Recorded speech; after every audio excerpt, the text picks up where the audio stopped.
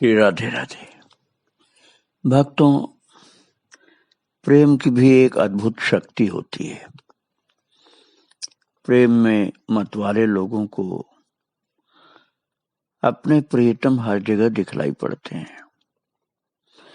दूसरे लोगों के लिए भले न हो हर जगह, लेकिन प्रेमी के लिए प्रभु हर जगह है। वो यमुना जी की बालू में भी श्याम सुंदर को देख लेता है। प्रेमी झाड़ियों में झुरमुटों में भी बैठे हुए कृष्ण को देख लेता है। बस प्रेमियों का संग होना चाहिए, फिर तो प्रेम का नशा सिर चढ़ के बोलता है। मैं भैया जी के चरित्र आपको सुना रहा था कि भैया जी रात में प्रेमी भक्तों को लेकर के रमण रेती श्री वृंदावन धाम की जो है उस रेत में बैठे हुए हैं। मैं उस समय की बात कर रहा हूं जब वहां बिल्डिंगें नहीं थी, यमुना जी की रेती थी। तो किसी को तो लाला दिखलाई पड़ा और भाग रहा था, उसने पकड़ लिया है और बहुत सारी बातें किया है किसी भक्त ने। और कोई अनुभव कर रहा है कि आज तो उसने मोर मुकुट धारण कर लिया है, बड़ा नटखट है, भागने की कोशिश कर रहा है। भागेगा भागेगा, बता भागेगा? ऐसा वो देख रहा है भक्त कि वो अपने प्रभु से ही, छोटे से लड्डू गोपाल से, माखन चोर से बात कर रहा है। और फिर अपने वात्सल्य भाव में वो भक्त बोल रहा था। रात में बैठे हुए सब प्रेमी लोग ऐसा अनुभव कर रहे थे। वो प्रेमी कह रहा है, कृष्ण दिखलाई पड़ रहे हैं उसको। वो कह रहा भागेगा, बता 2 गुलचे लगाऊंगी, अभी एक इधर से एक उधर से, सब अकल ठिकाने आ जाएगी, नहीं तो चुपचाप लेटा रहे। हाँ, बड़ा अच्छा है, बड़ा सुंदर है, कितना कोमल है। तो इस तरह से एक भक्त को अनुभव हो रहा था। और दूसरे भक्त को परम प्रिय सखी के रूप में गलवाही दे करके श्याम सुंदर की संयोग सुख रूप कृपानुभूति हुई। पहले जो मैंने बताया वो वात्सल्य भाव की अनुभूति थी, अब प्रिया प्रीतम वाली अनुभूति एक को हो रही है। और भक्त के द्वारा मस्ती से दोनों हाथ फैलाते हुए नाना प्रकार के पद गायन बहुत प्रेम से हो रहे हैं भक्तों। और पद गायन करते हुए वो भक्त बोल रहा है, प्यारे पास में है, हमें क्या डर है, धनुषधारी भी है, और फिर क्या डर है। प्रेम होता है तब मधुर बांसुरी बजा लेता है। और जिसने इस रस को पिया है उसे दुनिया से काम नहीं। दुनिया से क्या काम उसको? न घर तेरा न घर मेरा, चिड़िया रैन बसेरा। ये दुनिया कागज की पुड़िया, प्यारे बूंद पड़े गल जाएगी। रोने वाले रोए, हमारे तो सांवरिया प्यारा है। जीवन का लाभ ले लो, जीवन का लाभ है, यदि रखना है तो दूर बैठो, प्राण निकल जाएंगे। गोविंद जय जय। जब नैनों में श्याम बसे, प्यारे श्याम बसे, उन नैनों में और कोई काम नहीं दूसरे का। राजा बने भिखारी, भिखारी बना दिया राजा। जिन श्याम से प्यार किया वो राजाओं का राजा। रैन जिना मैंने सुमिरन किया, लाला ने मुझे प्यार किया। बेकार बातें करो, अरे बेकार बातें मत करो, भाग जाओ। मन की बात करो तो बैठे रहो, चलो हटो दुनिया वाले। भक्तों, ये प्रेमियों की बातें हैं जो प्रेम के नशा में बोलते हैं। वो कभी कृष्ण से बात करते हैं, कभी अपने वैराग्य के अनुसार बोलते हैं। और वो कहते हैं, लालाजू की झूलनवार देखो, श्यामाजू की झूलनवार, नैनों की गंगा जमुना में श्याम आए नहाए लिया। दुनिया से कुछ काम नहीं, देखो श्याम वंशी वाला माखन खूब खिलाए रहा। माखन मीठा मीठा है, दुनिया का रस फीका फीका है। नैन मेरे मतवारे, जरा श्याम का रूप निहार लो। ऐ मूर्ख लोगों छोड़ दो, अरे ऐ मूर्ख लोगों छोड़ दो, मेरे क्यों पीछे पड़े हो। सखी ने रास रचाया, घड़ी घड़ी में दिन गया। मूर्ख चेता न है, पल में परलो होएगी, रोता रह जाएगा। ऐ मूर्ख लोगों, भैया जी से प्यार करो दिल से। प्रेम के नशे में एक भक्त इस तरह बोल रहा था भक्तों। वो कह रहा है, ऊपर से ऐसी ज्योति आई, सामने काला ही काला खड़ा रहा। अर्थात कृष्ण का दर्शन उसको ज्योति के साथ अनुभव हुआ। और वो भक्त बोल रहा है, चमक नहीं दिखाई दी, न चाहिए तेरा सोना चांदी न तेरा गहना, ये सब माया का पसारा है, इसमें नहीं फंसना। बड़ा सुख मिलने से उसके बराबर अपना कोई नहीं है।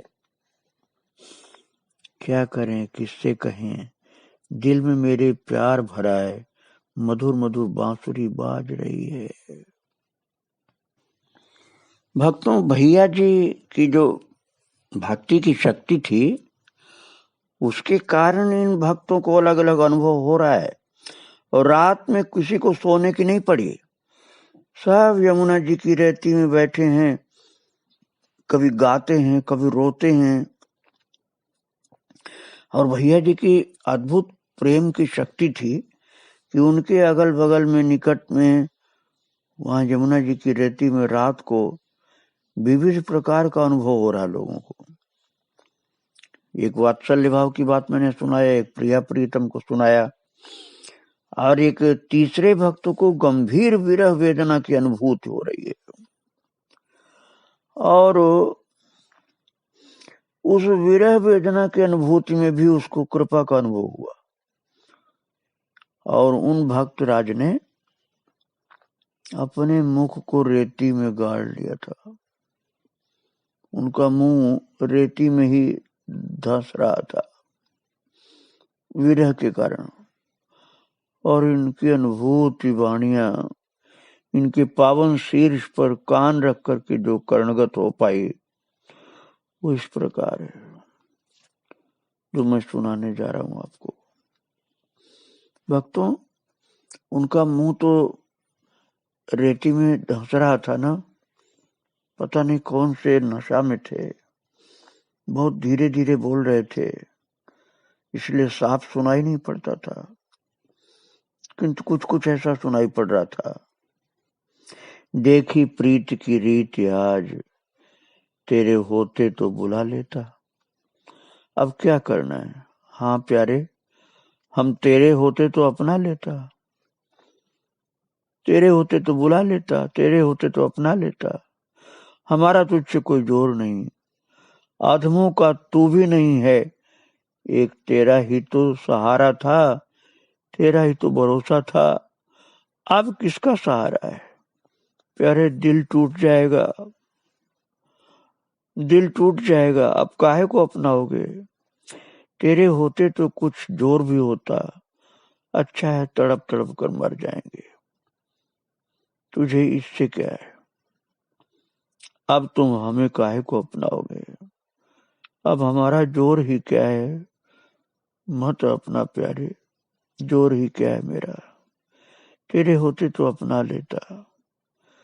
तू खूब कठोरता कर ले, काहे को तरसावे है। हाँ प्राण वल्लभ, उठा ले, अच्छों को सभी अपनाते, मत अपना। अब तो उठा ले, बहुत दिन तड़पते हो गए, और ये तुझको अच्छा लगता है ना, इसी में तुझे अच्छा लगता है, तो मेरा कोई जोर नहीं। कोई हमारा नहीं। हाँ प्राण वल्लभ, अच्छों को सभी अपनाते हैं, बुरों को तो कोई नहीं अपनाता है। भक्तों, विरह की तीव्र अनुभूति में वो भक्त मुंह अपना यमुना जी की रेती में दबा करके बोल रहा था और रो रहा था। वो भक्त राज कह रहे थे, पतित पावन अपनी पतित पावनता भूल गया। कहने को पतित पावन है, पतित पावनता भूल गया, अपना वादा भूल गया, अपना विरह तो मत जाने दो, इस पामर के कारण अपना विरह मत जाने दो। हम तेरे नहीं, हम तेरे नहीं है। अरे हम तेरे नहीं है क्या, हम तेरे ही तो हैं। ऐसा क्यों कर रहा है? हम तेरे नहीं है तो फिर किसके हैं? लेकिन तेरे होते तो अपना लेता ना। हम नीच पामर हैं, कौन अपनाता हमको? मत अपना, हमारा जोर ही क्या है? हम तेरे होते तो हमारा जोर होता, ऐसे ही प्राण चले जाएंगे। प्राण रखकर ही क्या करेंगे? सब तेरे दर के अधिकारी हैं, हम नहीं हैं। सब पर खूब कृपा करना, हमारी ओर देखना तक नहीं। इस नीच के कारण बहुत कष्ट हुआ होगा ना तुम्हें। खूब कर लो, खूब कष्ट दे दो, खूब दंड दे दो, क्षमा मत करना। हम दीनहीन गरीब हैं, तेरी शरण में पड़े हैं, खूब कष्ट देना। ये प्यारे, तेरा विरध कहाँ चला गया? छोड़ दे प्यारे मुझको, मैं छोड़ू नहीं तो। अरे निर्दयी, अरे ब्रजराज। भक्तों, इस प्रकार से वो विरही, वो विरह का तड़पता हुआ भक्त इस प्रकार से बोल रहा था। ऐसे भैया जी के साथ रात में जैसे प्रेम के नशा में सब लोग थे यमुना जी की रेती में। भक्तों, सन 1962 ईस्वी में होली पर्व पर बरेली और आगरा के भक्त परिवार नंदगांव में श्री ललिता कुंड पर 2 मिली लता कुंजों के तले अलग अलग चांदनी बिछावन पर बैठे। मतलब एक तरह का बिछाने का होता था, चांदनी बोलते थे, वही बिछा करके बैठे हैं। और कीर्तन पद गायन आरंभ हुआ। भैया जी तो प्रेम के नशा में और भक्त लोग भी प्रेम के नशा में। चांदनी रात थी, श्यामा श्याम की मधुर लीला, मधुर लीला का पद गायन आरंभ हुआ। और ऐसी आनंद की लहर आई कि लगभग सभी भक्त आनंद विभोर होकर देह की सुधि खो करके नृत्य करने लगे। कोई गदगद कंठ से अस्फुट वाणी में बोलते हुए रो रहा था, कोई किसी लता से लिपट रहा था, कोई मूर्छित ही पड़ा हुआ था। और एक भक्त थे आगरा के श्रीनिवास पाठक जी, कुंजस्थ ठाकुर जी से सीधी सीधी बातें कर रहे थे। उन्हें दिखलाई पड़ रहा था, अनुभव हो रहा था कि कुंज में ठाकुर जी बैठे हैं, तो सीधे उनसे बोल रहे थे वो। और ठाकुर जी को शीत लगी, पाठक जी ने अपना मफलर दे दिया। ठाकुर जी काम एवं गौ चराने वाले पाठक जी के पीछे पीछे जैसे चले। ठाकुर जी चारों ओर से कांटे लगे कदम पेड़ पर जा बैठे। ठाकुर जी ने कहा, रामायण सुनाओ। तो पाठक जी ने रामायण नहीं सुनाकर महिम्न स्तोत्र सुनाया। और तत्पश्चात भूमि पर माथा लगाए रहे कुछ देर तक, मानो सो करके उठे हों। अब देखो भक्तों, उनको प्रेम का नशा कैसा था पाठक जी को, कि उनका मुंह जमीन पर था, माथा जमीन पर लगाए हुए थे, और फिर एक भक्त से पूछने लगे, कैसे आए हो? उन्होंने उत्तर दिया, ऐसे ही चले आए हैं, मानो घटना से कोई संबंध नहीं हो महाराज। जब मुख्य स्थल पर पहुंचे तो पता चला कि छोटे भैया कुंता जीजी के बाबू और अम्मा का पता नहीं लग रहा है। कहाँ है जीजी के माता पिता? वे भक्त से अपरिचित थे और प्रथम बार ही ब्रज भ्रमण के लिए आए थे। उन्हें ढूंढा तो 100-150 गज के अंतर पर दोनों को सिसकते हुए पाया। सिसक रहे थे महाराज। ऐसे प्रेम का नशा छा जाता था भैया जी के सानिध्य में भक्तों को। अधिकतर वो जंगल में, यमुना की रेती में, कुंजों में रात को इस तरह से पद गायन करते और प्रेम की नशा में रोते थे, हंसते थे। कीर्तन भी होता था तो उसमें भी थोड़ा कीर्तन करके, थोड़ा पद गायन करके और प्रेमानुभूत में जगह जगह लोग पड़े रहते थे। कोई रोता था, कोई हंसता था, कोई भगवान से बातें करता था।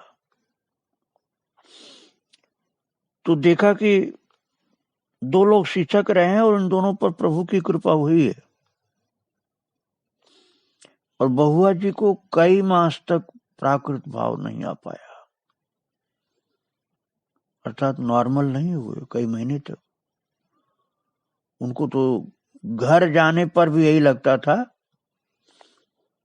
कि वो यमुना की रेती में पड़े हैं या ब्रज के कुंजों में पड़े हैं, और विरह के या मिलन के अनुभव में ही उनका मन रहता था। घर आंगन में भी ठाकुर जी खेलते चिढ़ाते दिखते थे उनको। ऐसे भैया जी के संग का असर पड़ गया था। रात में जो पद गायन हुआ था उसका असर पड़ गया था।